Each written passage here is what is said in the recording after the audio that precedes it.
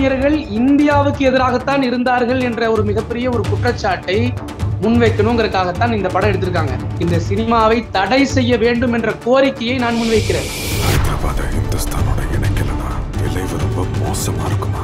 இது நாட்டுக்கு நல்லது இல்லைன்னு பத்திரிகையாளர் சொல்லுகிற போது அவன் சொல்றான், இல்ல இது நடந்த சம்பவம், நாங்க இப்படித்தான் எடுப்போம் அப்படின்னு சொல்றான்னா அவனை செருப்பால் அடிக்கணுமா இல்லையா? இந்த ஒரு உண்மையா ஹிஸ்டரிய படம் எடுத்திருக்கோம். படமா பாருங்க. அந்த படத்துல ஒரு கருத்து சொல்லியிருக்கிறாங்க, என்னன்னா அங்க இருக்கக்கூடிய எந்த மக்களும் எந்த கலவரத்திலும் ஈடுபடவில்லை, பாகிஸ்தானோடு போக வேண்டும் என்று சொல்லவில்லை.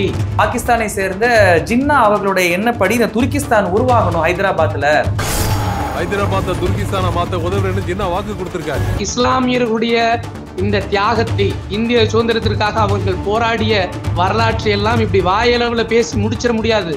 அந்த அளவுக்கு வரலாற்று சுவடுகளும் சான்றுகளும் இன்றைக்கு இருக்கு. தமிழ்நாட்டினுடைய உளவுத்துறை இந்த ட்ரைலரை பார்க்கலையா?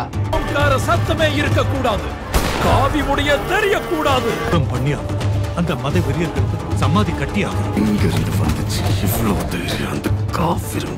காஃபிர்கள் நீங்க சொல்றீங்களே, அப்ப நாங்க நான் உங்களை துளுக்கேன்னு திட்டுறோம், அது மாதிரி நீங்க என்ன காஃபிர்னு திட்டுறீங்களான்னா அப்படி கிடையாது. 50 கோடி நான் வசூல் பண்ணி தரேன். அந்த படத்தை எடுத்தான் இல்லையா டைரக்டரும் ப்ரொடியூசரும், அவங்க அவங்களோட கண்ணு அல்லது அவங்களுடைய கிட்னியை கொடுத்துருவாங்களா? பாபி சிம்ஹா பரதேசிக்கு நான் சொல்றேன், உனக்கு ஒருவேளை நீ உன் வீடு பர்சனலா கட்டினதுல கொடைக்கானல்ல அந்த பாய்மார்கள் இன்ஜினியர் பஞ்சாயத்துல நீ மாட்டிக்கிட்ட. ஒரு டைரக்டர் கதை சொன்னாங்கிறதுக்காக கேட்டுட்டு தலையாட்டிட்டு போயிருக்கியே, நீ அவங்ககிட்ட கிராஸ் செக் பண்ணையா?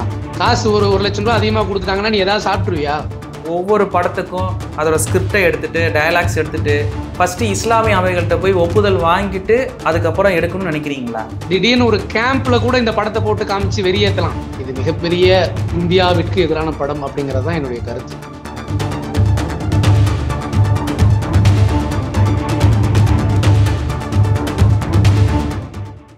நெவரஸ் தமிழ் நேயர்களுக்கு அன்பு வணக்கங்கள். நான் உங்கள் தண்டோர தமிழன் ஜஸ்டின். இன்றைக்கு நேர்காணல்ல நம்முடன் இணைந்திருப்பவர் கல்வியாளர் சையது முகமது அவர்கள். சார் வாழ்த்துக்கள். சார் வாழ்த்துக்கள் Justin. Razakar, the silent genocide of Hyderabad, இப்படி ஒரு திரைப்படம் வெளிவரப்போகுது. இதனுடைய முன்னோட்டமாக ட்ரெய்லர் நேற்றைய தினம் வெளியிடப்பட்டது. பாபி சிம்ஹா நடிச்சிருக்கிறாரு. சுதந்திரம் வாங்கின சமயத்தில் ஒரு உண்மை சம்பவம் அப்படின்ற மாதிரி அவங்க வெளியிட்டிருக்கிறாங்க. ஒரு படத்தை படமாக பார்க்க மாட்டேங்கிறீங்க, ஏதாவது ஒரு குறை சொல்லணும், இஸ்லாமியர்களை பற்றி பேசவே கூடாது, இஸ்லாமியர்களை பற்றி ஏதோ 2 வார்த்தை பேசினா கூட, உண்மையை பேசினா கூட அது எப்படி நீங்கள் பேசலாம் அப்படின்னு ஒரு எதிர்வாதத்தை முன் வச்சுட்டே இருக்கிறதுக்கு என்ன காரணம் சார்? அதாவது இஸ்லாமியர்களுக்கு எதிராக தொடர்ந்து வெறுப்பு பிரச்சார படங்கள் தொடர்ந்து வந்துட்டு இருக்கு. இந்த கேரளா ஸ்டோரின்னு வந்துச்சு, காஷ்மீர் ஃபைல்ஸ்ன்னு வந்திருக்கு, கேரளா ஸ்டோரி, இந்த மாதிரி நிறைய படங்கள் வருது. இப்ப நிறைய படத்துல இஸ்லாமிய ஃபர்தாவை பத்தி பேசியிருப்பான், வேற ஏதாவது சம்பந்தமா பேசியிருப்பாங்க, இஸ்லாமியர்களுடைய சட்ட திட்டங்களை இழிவுபடுத்தி ஒரு படம் எடுத்திருப்பாங்க, இஸ்லாமிய மார்க்கத்தை இழிவுபடுத்தி ஒரு படம் எடுத்திருப்பாங்க. இதெல்லாம் ஒரு சைட்ல வச்சுக்குவோம். ஆனால் இன்னைக்கு இந்தியாவில் வாழக்கூடிய இந்தியர்களுக்கு மத்தியில எப்படியாவது இந்தியாவில் வாழக்கூடிய இந்துக்களை தங்களுக்கு சாதகமாக மாற்றிக்கொண்டு இஸ்லாமியர்களுக்கு எதிரான ஒரு பெரிய இன அழிப்பை துவங்க வேண்டும் என்பதற்காக வேண்டி பாரதிய ஜனதா, RSS, அது மாதிரி காவி சங்கிகளினுடைய திட்டம் என்ன அப்படின்னா, வரலாற்றை மாற்றி அமைப்பது. இந்தியாவின் சுதந்திரத்திற்காக இஸ்லாமியர்கள் எப்படியெல்லாம் பாடுபட்டாங்க, அவங்க எவ்வளவு விகிதாச்சார அடிப்படையில இஸ்லாமியர்கள் பெரும்பங்காக போரிட்டார்கள், இந்திய சுதந்திரத்திற்கு எத்தனை பேர் உயிர் விட்டார்கள், இந்த மாதிரியான வரலாற்று புத்தகங்களும் வரலாறுகளும் சான்றுகளும் இருக்கிறவரை இந்தியாவையும் இஸ்லாமியர்களையும் பிரிக்க முடியாது என்பதை நன்றாக தெரிந்து வைத்துக் கொண்டு ஒரு மிகப்பெரிய அஜெண்டாவாக முன்னெடுத்து அவங்க வரலாற்றை மாற்ற முயற்சி செய்கிறார்கள். அதுல புத்தகத்துல கை வைக்கிறதுக்கு ட்ரை பண்றான், வேற வரலாற்று ஆவணங்களை மாற்றுவதற்கு முயற்சி செய்யறான். எதுவுமே நடக்க மாட்டேங்குது. ஏன்னா ஆவணங்கள் பாதுகாக்கப்பட்டு கொண்டிருக்கிறது. அதனால கேவலமான இந்த சினிமா என்ற இந்த ஆயுதத்தை முன்னெடுத்து இதுல இஸ்லாமியர்களுக்கு எதிராக, அது இஸ்லாமியர்கள் இந்தியாவுக்கு எதிராகத்தான் இருந்தார்கள் என்ற ஒரு மிகப்பெரிய ஒரு குற்றச்சாட்டை முன்வைக்கணுங்கிறதுக்காகத்தான் இந்த படம் எடுத்திருக்காங்க. வரலாறு தப்பா இருக்குன்றீங்களா? இல்ல, ஒரே ஒரு விஷயம் சொல்லிக்கிறேன். இந்த காணொலியை பார்க்கக்கூடியவங்க என்னடா எந்த சினிமாவை எடுத்தாலும் இவனுக்கு விமர்சனம் பண்றாங்க, அந்த சினிமாவை அதுவா விட்டுட்டா அதுவா போயிரும் யாரும் பார்க்க மாட்டான், நீங்க பேசுனதுனாலதான் அது பிரபலம் அடையுது அப்படின்னு சொல்லக்கூடியவங்களுக்கு நான் ஒரு விஷயத்த சொல்லிக்கிறேன். சினிமா என்பது வியாபாரம் மட்டுமல்ல, அது ஒரு டாக்குமெண்டரி, அது ஒரு ஆவணம். அது இன்றைக்கு பதிவு செய்தால் இன்னைக்கு பார்க்கல, இன்னைக்கு அந்த படம் ஃபிளாப் ஆனாலுமே யாராவது ஒருத்தர் எங்காவது ஒருத்தரை ஓடிடிலயோ அல்லது யூடியூப்லயோ இல்ல ஏதாவது ஒரு இடத்துல அந்த சினிமாவை பார்க்கிற போது அந்த சினிமா என்ன சொல்ல வருகிறது, அதனால் ஏற்படுகிற தாக்கம் என்ன, அந்த தாக்கம் அந்த இளைஞனுக்குள் அந்த பார்த்தவர்களுக்குள்ள எப்படி மாறுது அப்படிங்கிறதான் நம்ம தடுக்க வேண்டியதா இருக்கு. அந்த அடிப்படையில் தான் இந்த சினிமாவை நாம் விமர்சனம் செய்ய இருக்கிறோம். விமர்சனம் அல்ல, இந்த சினிமாவை தடை செய்ய வேண்டும் என்ற கோரிக்கையை நான் முன்வைக்கிறேன். இல்ல சார், ஆனா உனா படத்தை தடை தான் பண்ணணுமா? ஏன் அதுல ஒரு நல்ல விஷயம் இருக்கக்கூடாதா? இது உண்மையான வரலாறுன்றத ஆணித்தனமா சொல்றாங்க, அப்படி இருந்தும் நீங்க ஏன் ஏத்துக்க மாட்டேங்கிறீங்க? இல்ல, இப்ப சினிமால இதற்கு முன்னால் சம்பவங்கள், இப்ப விஸ்வரூபம் படம் வருது, தடை செய்யறதுக்கு போராடினாங்க, அல்ல வேற சில பிரச்சனைகள் வரும்போது அந்த படத்தை சார்ந்தவர்கள் சொன்ன பதில் என்ன அப்படின்னா, ஐயா இது ஒரு கற்பனை கதை, இது ஒரு டைரக்டரோட மண்டையில தோணுன ஒரு விஷயம், அதை கதையை நாங்கள் படமாக்குகிறோம், கதையை நீங்கள் திரையில் பார்க்கிறீர்கள், அதை ஏன் நிஜமாக நீங்கள் யோசிக்கிறீர்கள், அதை ஏன் நிஜமாக நீங்கள் கருதுகிறீர்கள், இது கதை, வெறுமனே இது திரைக்கதை தான் என்று சொன்னவர்கள் அதை கூட விட்டுறலாம். ஆனால் இன்றைக்கு இந்த ரசாக்கர் என்று சொல்லப்படக்கூடிய இந்த பொய்யான வரலாற்றை திரிக்கக்கூடிய இந்த சங்கிகளினுடைய இந்த படத்தினுடைய பிரஸ் மீட்ல, ட்ரைலர்ல டீசர் வெளியீட்டு விழால பிரஸ் மீட்ல பத்திரிகையாளர்கள் மிக அழகாக கேள்வி எழுப்புகிறார்கள்.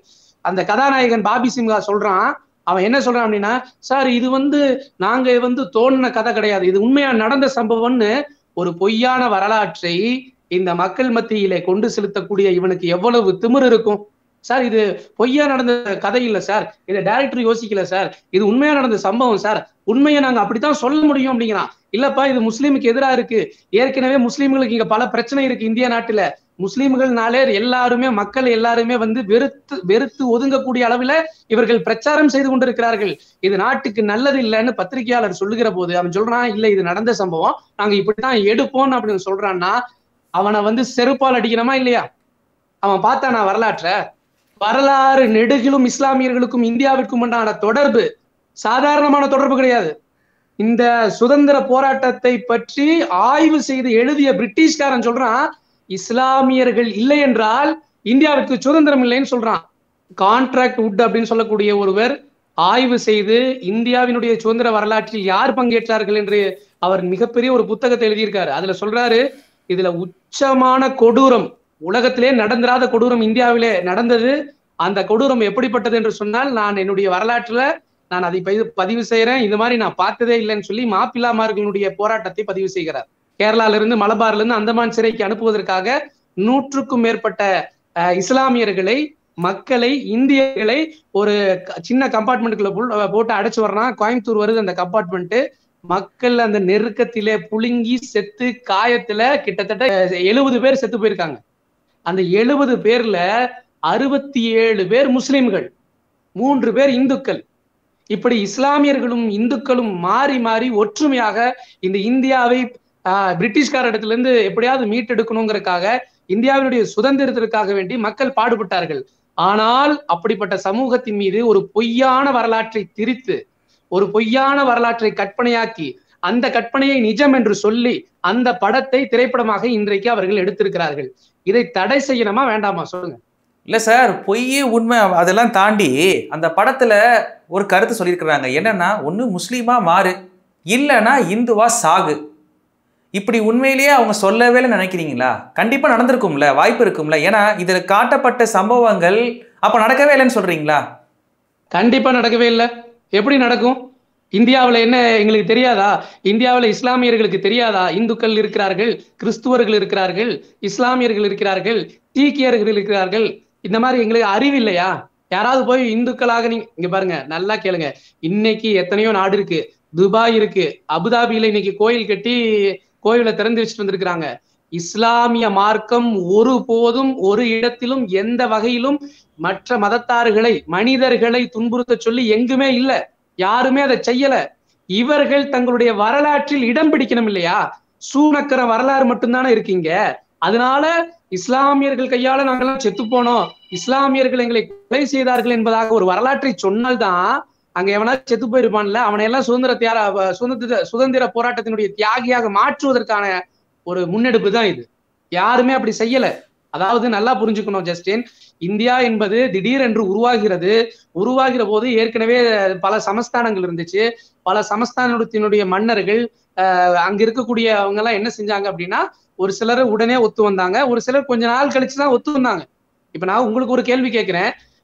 இப்ப ஒருத்தரை கூப்பிட்டு, இங்க வாங்க, உங்க அப்பா அம்மா இவங்க இல்ல, நீங்க இத்தனை நாளா நம்பி வளர்ந்துட்டு இருக்கீங்கல்ல, உங்க அப்பா அம்மா இவங்க இல்ல, உங்க அப்பா அம்மா இவங்க தான் உண்மையாவே, நீங்க வேணா பிளட் டெஸ்ட் எடுத்து பாத்துக்குங்க, டிஎன்ஏ எடுத்து பாத்துக்குங்க, இவங்க தான் உங்க அப்பா அம்மா, நீங்க பிறந்த போது தொலைஞ்சு போயிட்டீங்க, அதனால நீங்க இவங்கள்ட்ட வளர்ந்துட்டு இருக்கிறீங்கன்னு நீங்க சொல்றீங்கன்னு வச்சுக்கோமே. உண்மையான அப்பா அம்மா அவங்களா இருந்தாலும் இவ்வளவு நாட்கள் நம்ம வளர்த்துனாங்க, இவ்வளவு நாள் நான் நம்பிக்கை வச்சிருந்தேனே, இதுதான் அம்மா அப்பா நம்பிக்கை வச்சிருந்தேனே அப்படின்னு சொல்லிட்டு இந்த அம்மா அப்பாவை ஒரே நாள்ல தூக்கி வீசிட்டு அங்க போயிருவீங்களா? முடியுமா? அவங்க மனம் ஏற்றுக்கொள்ளுமா? ஏற்றுக்கொள்ளாது. கொஞ்சம் கொஞ்சமாக நம்ம மனசை சமாதானப்படுத்தி, அட உண்மை இதுதான், யதார்த்தம் இதுதான், அதனால நம்ம இவங்களை விட்டு கொடுக்க முடியாது, இவங்களையும் விட்டு கொடுக்க முடியாதுன்னு சொல்லிதான் மனம் கேட்கும். அப்புறம் கொஞ்ச நாள் கழிச்சுதான் மனம் மாறும். அது மாதிரி ஒரு மாகாணத்தின்ல ஒரு ஒரு ஒரு ஒரு அரசாங்கத்தினுடைய கட்டுப்பாட்டுல இருந்துட்டு இருக்கக்கூடியவங்கள்ட்ட இந்தியா உருவாயிருக்குன்னு சொல்லுகிற போது அவங்க கொஞ்சம் போராடி பாக்குறாங்க, எதிர்த்து பாக்குறாங்க. ஆனாலும் இந்தியாவினுடைய நலன் கருதி அத்துணை இஸ்லாமியர்களும் இந்தியாவில் ஒட்டுமொத்தமாக என்ன செஞ்சாங்கன்னா இந்திய அரசை ஏற்றுக்கொண்டார்கள்.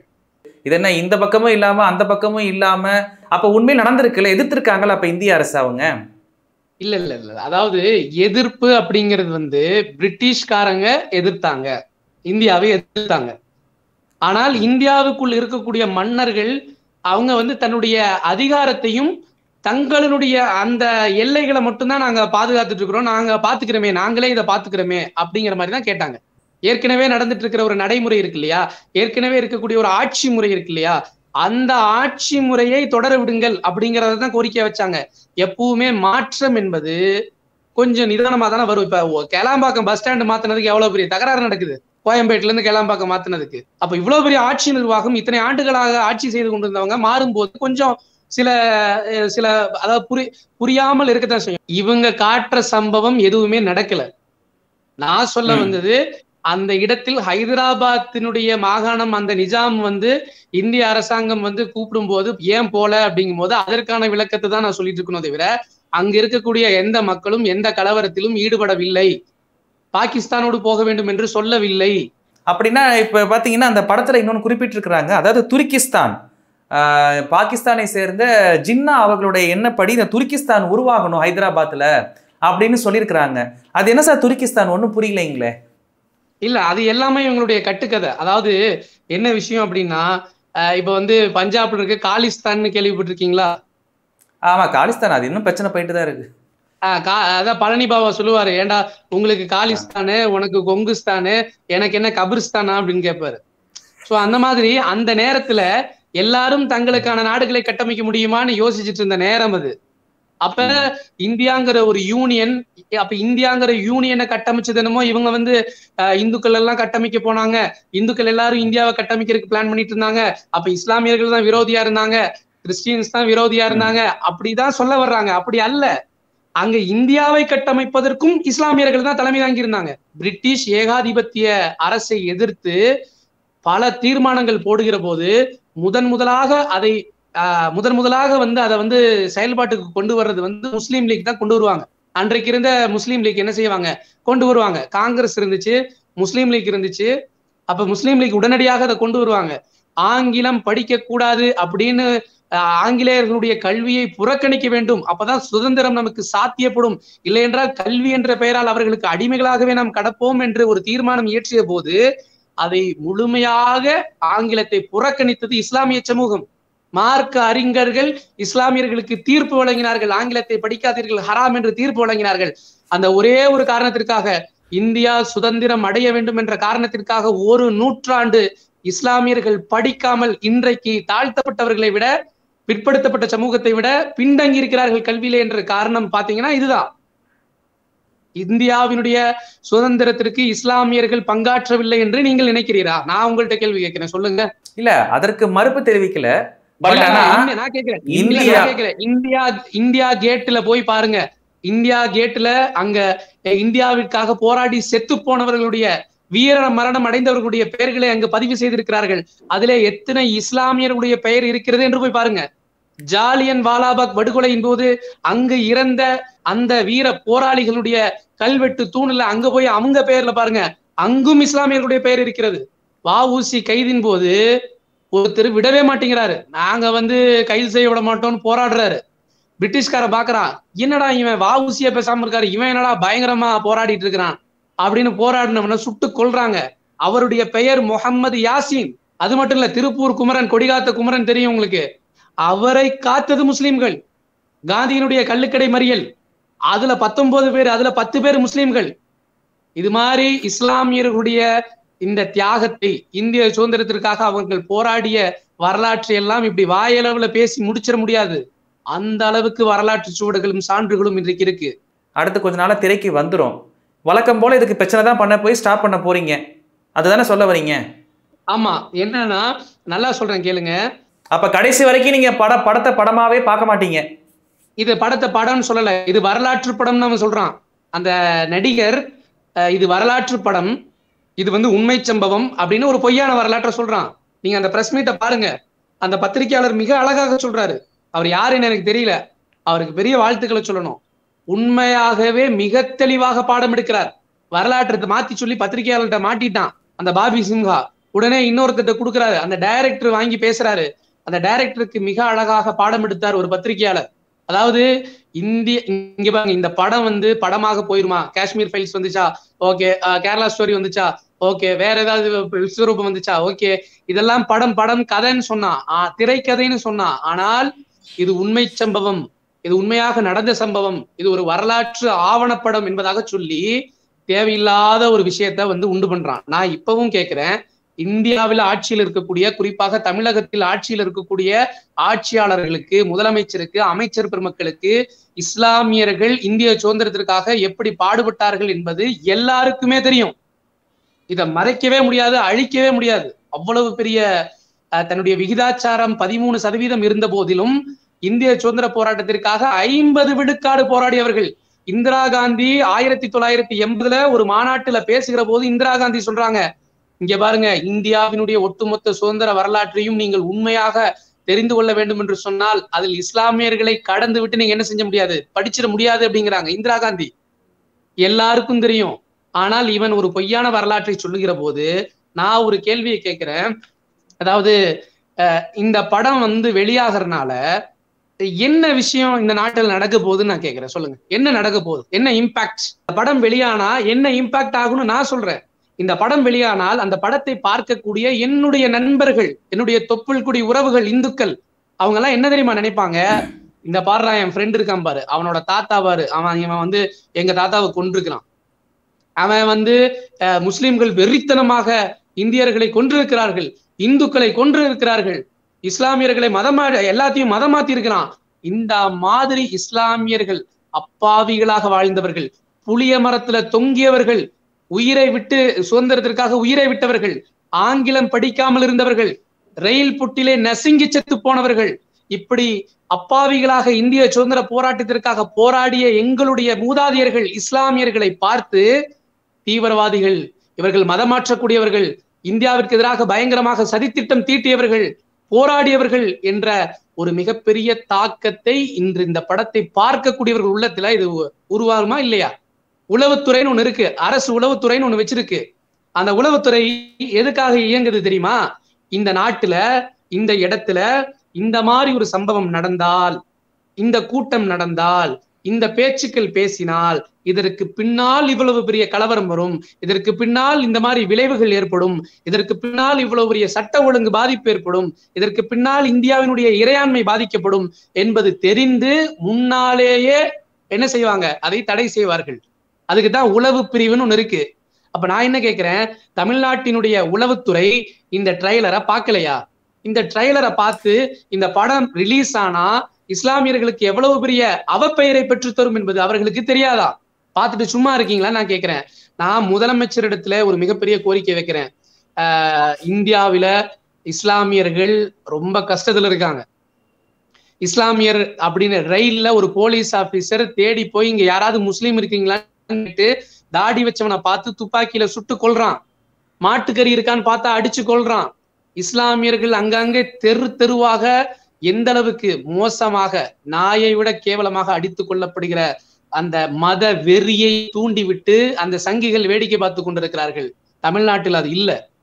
தமிழ்நாட்டில் இப்பதான் வளர்ந்துட்டு வருது. ஆனால் திராவிட கட்சிகள், திராவிட இயக்கங்கள் அதை முறியடித்து கொண்டிருக்கிறது. அப்ப திராவிட மாடல் ஆட்சி நடக்கக்கூடிய இந்த தமிழக அரசாங்கம் இந்த படத்தினுடைய ட்ரைலரை பார்த்து நீங்க ஒரு முடிவுக்கு வாங்க அப்படிங்கிறது தான் என்னுடைய கோரிக்கை. திரைப்பட ட்ரைலர்ல நிறைய விஷயம் காமிச்சிருந்தாங்க. குறிப்பா ஒரு வார்த்தை, அதாவது காஃபிர்களை கொல்லணும் அப்படின்ற ஒரு வார்த்தையை பயன்படுத்தினாங்க. இது பல இடங்கள்ல வந்து சொல்லப்படுது. நிறைய இஸ்லாமிய பயான்கள் மற்ற விஷயங்களை கூட காஃபிர்கள் அப்படின்னு குறிப்பிடுறாங்க. ஏன் இப்படி காஃபிர்கள் அப்படின்றது மற்ற எல்லாருக்கும் எப்படி மீன் பண்ணிக்கிறாங்கன்னா, இவங்கெல்லாம் வந்து ரொம்ப மோசமானவங்க, இவங்க வந்து பார்த்தீங்கன்னா இஸ்லாம் அல்லாதவர்கள் வந்து எல்லாருமே காஃபிர்கள் அப்படின்ற மாதிரி புரிஞ்சுக்கிறாங்க. நீங்க இந்த ஹாஃபிலா இருக்கிறீங்க, இந்த காஃபிர்னா என்ன சார்? அது வந்து ஒரு பெரிய எந்த மாதிரியான வார்த்தை அது? அதாவது நான் முஸ்லிம், நீங்கள் கிறிஸ்துவன். இப்போ உங்களுக்கு ஏதாவது கோபம் வந்துச்சா? நான் முஸ்லீம்னு நான் சொல்றேன், உங்களுக்கு கோபம் வரல. உங்களை பார்த்து கிறிஸ்டியன், நீங்க கிறிஸ்துவன்னு சொல்றேன், உங்களுக்கு கோபம் வரல. இதுலதான் இப்ப ஒருத்தர் இருக்காரு, இந்து இருக்காருன்னா இவங்க இந்துன்னு சொல்ற மாதிரி. இங்க பாருங்க, இறை மறுப்பாளர், இறைவன் இல்லை என்று சொல்பவர்கள், அவங்களுக்கு அரபி வார்த்தையில அதுக்கு பேர். அவ்வளவுதான். அப்படின்னா இந்துக்களும் கிறிஸ்தவர்களும் காஃபிர்களா இல்லையா? இல்ல, அதாவது ஓர் இறைவனை மறுக்கக்கூடியவர்கள்.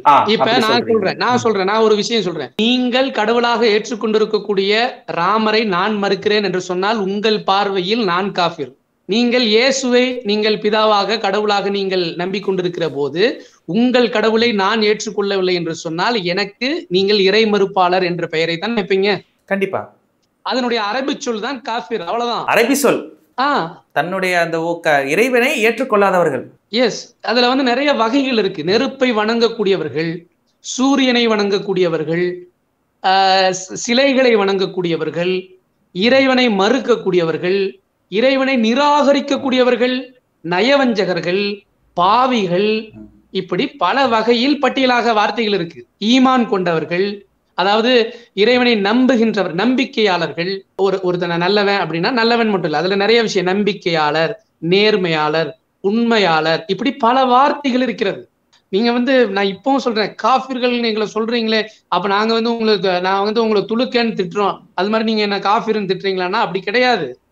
துலுக்கேன்னு சொல்றாங்க, அது கேட்டா விளக்கம் என்ன சொல்றாங்க, இவங்க துருக்கியர்கள், அதைத்தான் துருக்கியர்கள்ங்கிறத துலுக்கன்னு மாத்திட்டோம் அப்படின்னு சொல்லுவாங்க. இது சாதி பெயரை சொல்லி திட்டுவதா? கிடையாது. இறை மறுப்பாளர்கள். இப்ப நம்ம சொல்றோம் ஆன்மீகவாதிகள் அப்படின்னு நம்ம சொல்றோம், அதுக்கு ஆப்போசிட் என்னது? நாத்திகர்கள்.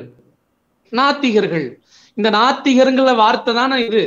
பாபி சிம்ஹாவும் நடிகை அவங்க வேதிகா அவர்களும் நடிச்சுக்கிறாங்க. இப்படி ஒரு மிகப்பெரிய பிரபலங்கள் இப்படிப்பட்ட நீங்க சொல்ற மாதிரி இப்படி ஒரு வரலாறே இல்லை அப்படின்ற மாதிரி நீங்க சொல்ற மாதிரிலாம் அவங்க சொல்லலை. அவங்க அந்த வரலாறை ஏற்றுக்கிட்டு உண்மை சம்பவம் நான் நடிச்சிருக்கேன்றதை நடிக்கிறாங்க. இந்த நடிகர்கள், இந்த திரைப்படம், நீங்க என்ன சொல்ல வரீங்க? இப்ப ஜஸ்ட் ஒரு வாதத்திற்காக நான் உங்கள்ட்ட ஒரு கேள்வி கேட்கிறேன்.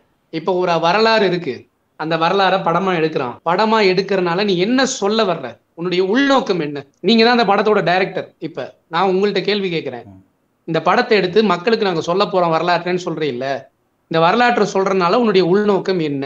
உள்நோக்கம் இல்ல, வெளியே உன்னுடைய நோக்கம் என்ன? சொல்லக்கூடிய விஷயங்கள்ல ஒரு தாக்கம் ஏற்படணும்னு நான் நினைப்பேன். நான் செய்யற விஷயங்கள்ல அந்த படத்தினுடைய வரலாறு என்ன?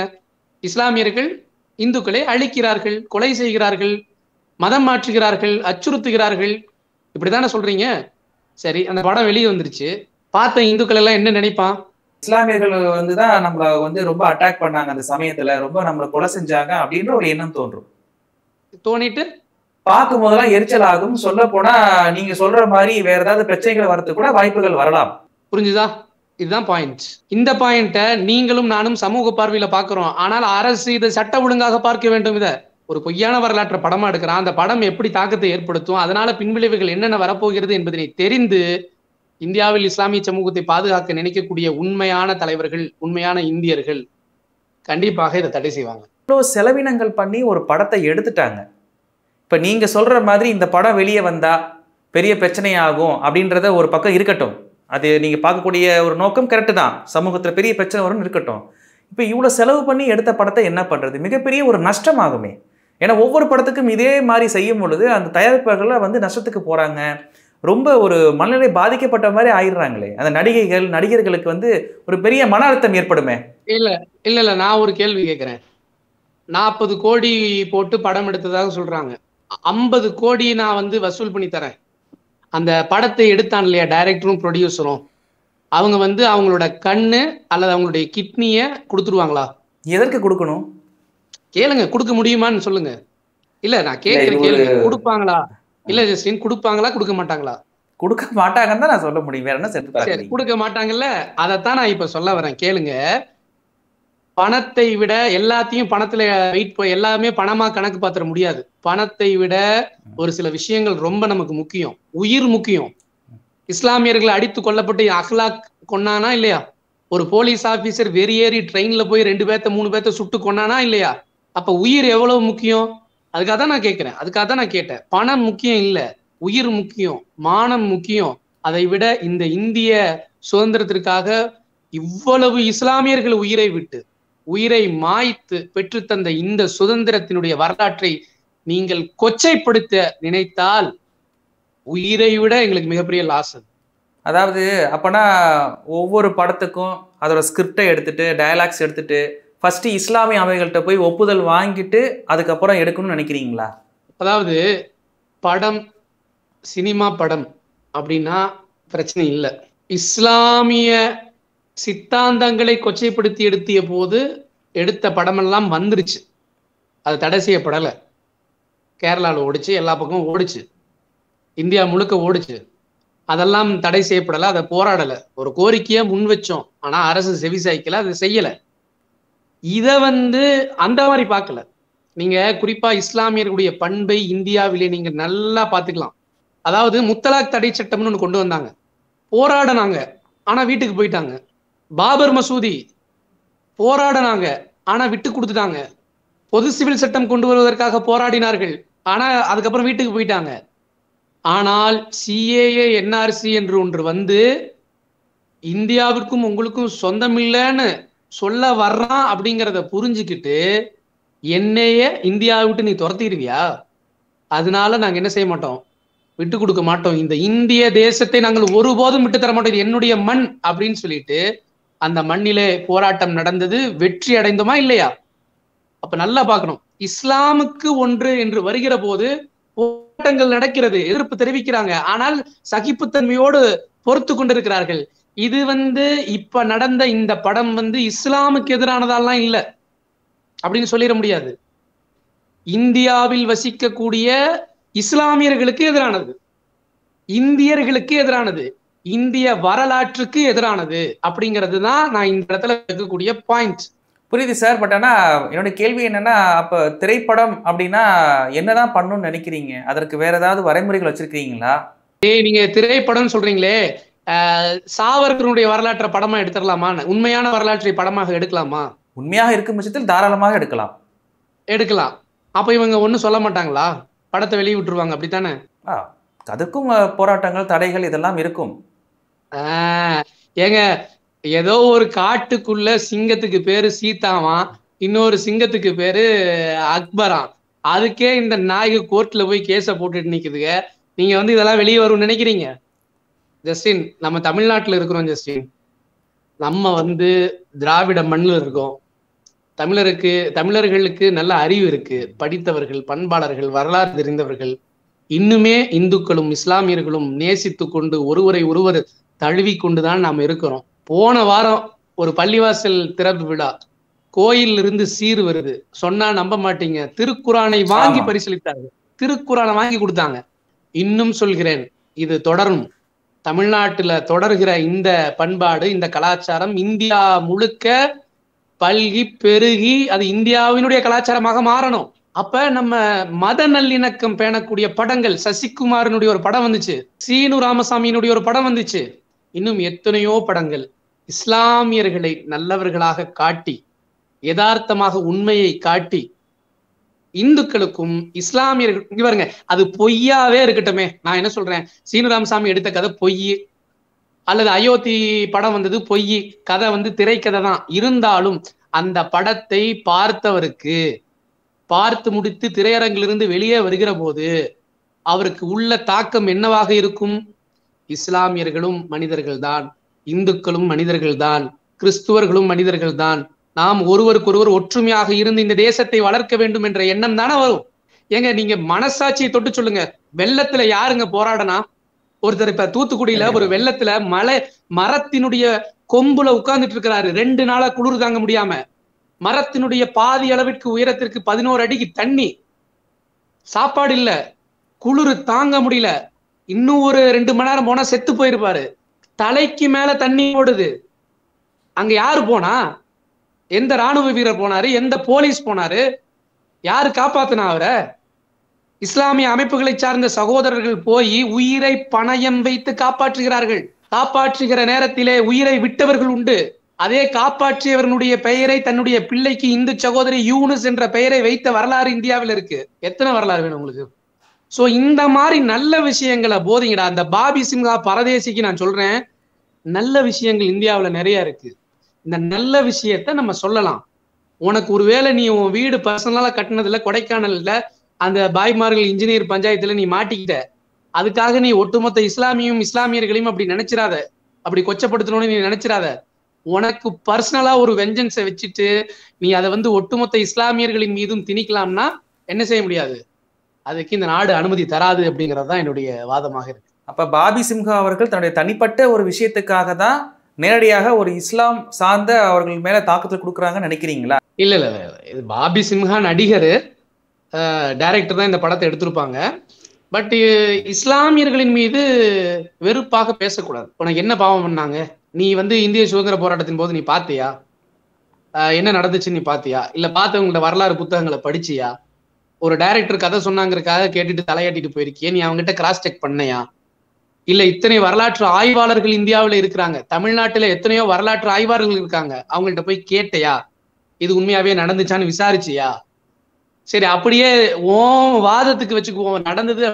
இந்த படத்தை வெளியிடுகிறது நம்ம இந்திய சமூகத்துல என்ன தாக்கம் ஏற்படும், இஸ்லாமியர்கள் மீது விரோதம் ஏற்படும் என்று நீ கொஞ்சமாவது பொது அக்கறையோட யோசிச்சியா? எதுவுமே இல்ல.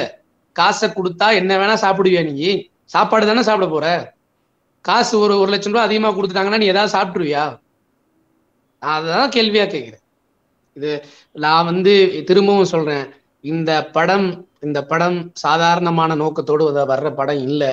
இது மிகப்பெரிய இந்தியாவிற்கு எதிரான படம் அப்படிங்கறதுதான் என்னுடைய கருத்து. இது வரக்கூடாது, இதை தடை செய்யணும், இதை தடை செஞ்சிடணும். ஏன்னா இது வந்தா 10 நாள் ஓடும், 4 நாள் ஓடும் தியேட்டர்ல, அதுக்கப்புறம் எவனும் பார்க்க மாட்டான் அப்படின்னு தயவு செஞ்சு நினைச்சிடாதீங்க. பொதுமக்கள்கிட்டையும் தலைவர்கள்ட்டையும் சமூக தலைவர்கள்ட்டையும் நான் வைக்கக்கூடிய கோரிக்கை என்னன்னா, இந்த படம் வருது அப்படின்னா இது ஒரு ஆவணமாக்கப்பற்றும். திடீர்னு ஒரு கேம்ப்ல கூட இந்த படத்தை போட்டு காமிச்சு வெறியேற்றலாம். ஏதாவது ஒரு முகாம்கள் நடத்தி இஸ்லாமியர்களுக்கு எதிராக நீங்கள் எல்லாம் தயாராக வேண்டும் அப்படின்னு தயார்படுத்தக்கூடிய அமைப்புகள் கூட இந்த படத்தை ஆயுதமாக பயன்படுத்துவதற்கு வாய்ப்பு இருக்கு. இது ஒரு டாக்குமெண்டரி, இது ஆவணப்படுத்தப்பட்டாச்சு அப்படின்னா அதை ஒண்ணும் செய்ய முடியாது. அதனால இதை சென்சார் போர்டு தடை செய்தா இல்லையான்னு எனக்கு தெரியல. என்னை பொறுத்த வரைக்கும் இந்திய அரசாங்கம் எப்படிங்கிறது தெரியல. தமிழக அரசாங்கம் இதை குறிப்பிட்டு இஸ்லாமியர்களுடைய பாதுகாப்பு நலன் கருதி இந்தியாவில் இஸ்லாமியர்கள் இந்திய சுதந்திரத்திற்காக எவ்வளவு பாடுபட்டார்கள் என்பது உங்களுக்கு தெரியும். அந்த உண்மையை பாதுகாக்க வேண்டும் என்று நீங்கள் நினைத்தால் தயவு செய்து இந்த படத்தை தடை செய்யுங்கள் என்று முதலமைச்சரிடத்தில் நான் கோரிக்கை வைக்கிறேன். இவ்வளவு நேரம் ஒதுக்கி உங்களுடைய கருத்துக்களை பகிர்ந்தமைக்கு மிக்க நன்றி சார்.